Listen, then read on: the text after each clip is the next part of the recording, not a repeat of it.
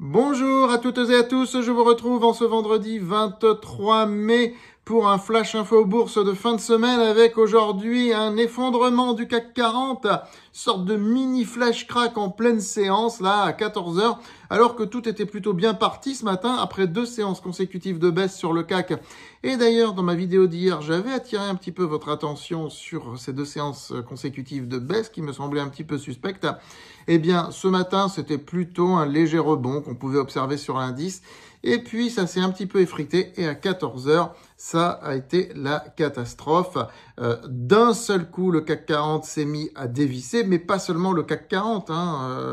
Tous les indices européens cotés à ce moment-là se sont mis à dévisser. Que s'est-il passé ? Eh bien, la guerre commerciale nous revient en boomerang dans la figure.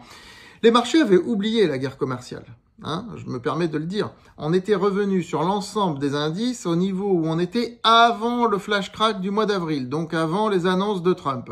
Comme si que la guerre commerciale n'existait plus. Je le vois bien sur mon propre livre que j'ai sorti le mois dernier. Au début, ça a suscité un engouement et puis depuis 3 semaines, personne ne l'achète. Quand je dis personne, c'est un sujet qui avait disparu des radars. Comme quoi que les gens ont la mémoire courte. Et surtout, ils sous-estiment Trump. Ils pensent que, bon, il fait du bluff, il y a de ça, il fait du baratin, il fait du bluff, mais il n'y a pas que ça. Et aujourd'hui, ça nous revient en boomerang. Trump a annoncé tout à l'heure, via un tweet, évidemment, ça va pas se faire comme ça, mais qu'il allait taxer l'Europe à 50%. Alors, il s'est apaisé avec la Chine, mais maintenant, il en a après l'Europe. Il dit que les négociations n'avancent pas et qu'il faut taxer l'Europe de 50% à partir du 1er juin. Il a dit qu'il préconise de le faire. Il n'a pas dit « je vais le faire », mais ça, il peut très vite dire « je vais signer, je vais le faire ».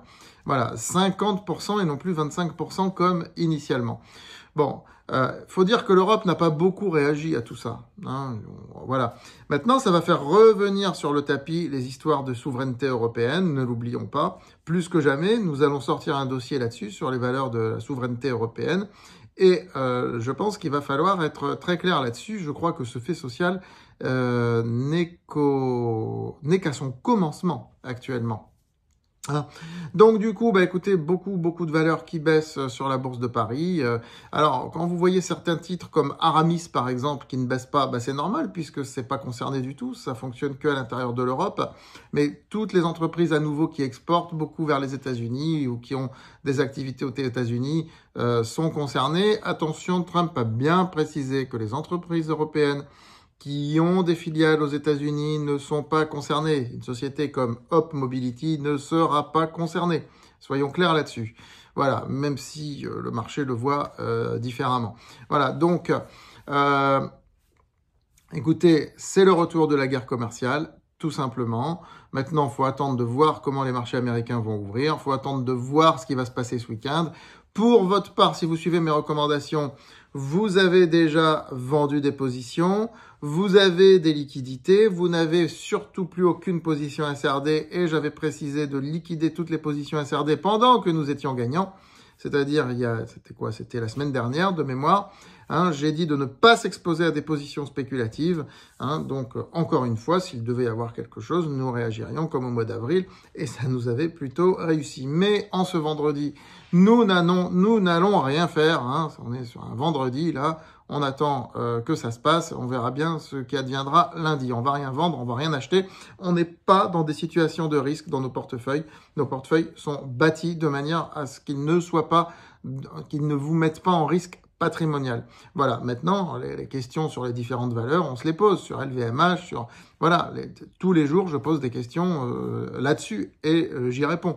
Vous avez vu que nous avons fait cette semaine une introspection complète concernant les valeurs du luxe. Voilà, donc pas de panique. Un titre comme Atos, par exemple, remonte aujourd'hui. Voilà, toutes les valeurs ne baissent pas. C'est pas une baisse généralisée du marché. J'ai mis une vidéo short tout à l'heure, quasiment au moment où la baisse s'est déclenchée. Peut-être l'avez-vous visionné. Voilà, je vous souhaite un très bon week-end d'ores et déjà, et je vous retrouve très rapidement, lundi matin au plus tard, mais peut-être pendant le week-end également. À très vite.